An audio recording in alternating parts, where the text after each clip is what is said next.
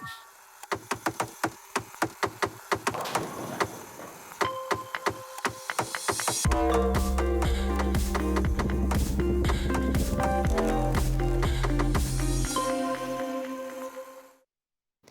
there, I'm Handy Gui and this is your English news at 5 p.m. Let's move on to the news. Sarawak have gone through several bitter experiences in relation to the entry of illegal immigrants. Recently, 4 illegal immigrants had escaped from Sibu, 2 of which were tested positive for COVID-19. Thereby, the Sarawak State Disaster Management Committee have decided to launch Ops JALA in a few days to curb the entry of illegal immigrants. The number of positive COVID-19 cases resulting from illegal immigrants is still a looming threat that needs to be controlled. Since September 1st, during the second phase of Recovery Movement Control Order (RMCO), there were a total of 411 positive cases in the state. Its chairman, Dato' Amar Douglas Ugamba, said a total of 38 were imported cases from overseas, and out of the total imported cases, 26 were non-Malaysians. Out of the 26 non-Malaysians, 15 were categorized as illegal immigrants. And these people are very, very irresponsible. So we have to take a very drastic action to make sure this party. And we are not only taking action against party themselves, we are going into those who facilitate their entry into Sarawak and kemudian are not able to control them.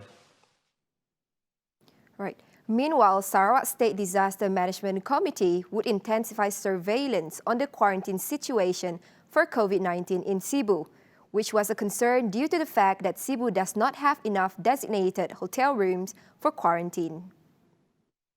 Yang sesuai seperti di Kuching ini kita gunakan UNIMAS, kita gunakan tempat infra dan sebagainya. Jadi Jawatankuasa di Sibu berusaha sedaya upayanya menentukan tempat kuarantin cukup. Dan kalau sedaya upaya itu salah usaha telah dibuat pun tidak dapat, then we look at reducing the flight. At the moment, we maintain the flight as it is to Sibu. We are very concerned about what is happening there. According to UGA, the committee found that returning Sarawakians have opted Sibu as the preferred destination with high probability of getting home quarantine. At the moment, we are evaluating Sibu. Karena kita mendapati ada juga orang Sarawak pintar.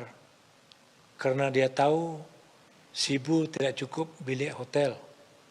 Jadi kalau terbang melalui Sibu, masuk Sarawak through Sibu, the probability for them to get home quarantine is very high.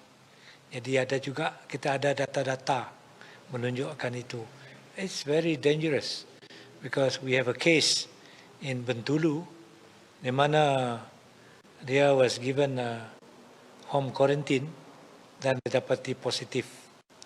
We are studying the situation in Sibu. We'll discuss with the Divisional Disaster Management Committee. Hari ini saya telah diberitahu ada penambahan hotel. The relocation of Shell's regional office to Miri in onshore upstream activities will be a huge impact in the economic sector in Miri. According to Deputy Minister Dato' Amar Awang Tengah Liasan, Shell's decision would involve about 2,000 of its employees from Kuala Lumpur and Sabah. He added that the involvement of Petroleum Sarawak Berhad Petros will enable Sarawak take control of the oil and gas resources. Through the issuing of mining leases to Petros for Adong Kecil West in Miri and Nkambang, south of Maruji, and a prospecting license for exploration of commercial-scale hydrocarbon. The COVID-19 pandemic has brought extraordinary challenges and pressure to the Sabah and Labuan police forces. Sabah Police Commissioner Datuk Hazani Ghazali said the matter is inevitable and that the police forces are grateful for the presence of other enforcement forces such as the Malaysian Armed Forces and Malaysian Volunteer Corps. Hazani also revealed that almost 1,000 members and police officers in Sabah and Labuan have undergone self-quarantine due to COVID-19 infections and close contact with person under investigation.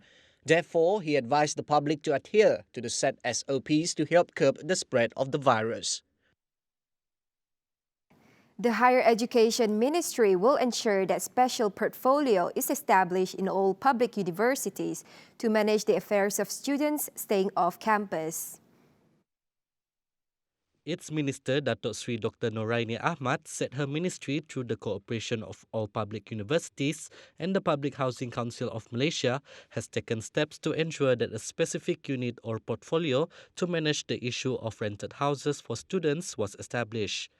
She said the proposal was among the 11 agendas proposed by the National Student Consultative Council to the Prime Minister Tan Sri Muhyiddin Yassin in June to uphold and empower students of institutions of higher learning.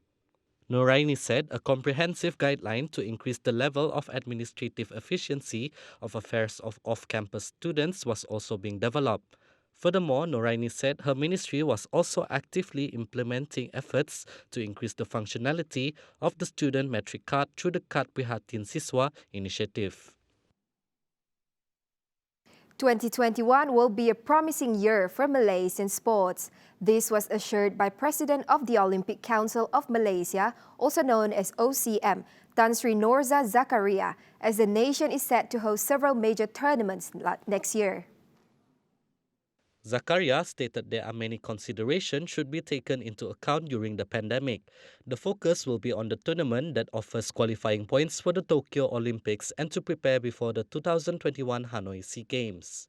Norza also explains that the Badminton Association of Malaysia is sending the national squad to participate in the season-ending event in Thailand in January. Norza believes that the standard operating procedure set by the host is enough to convince the country's squad to compete.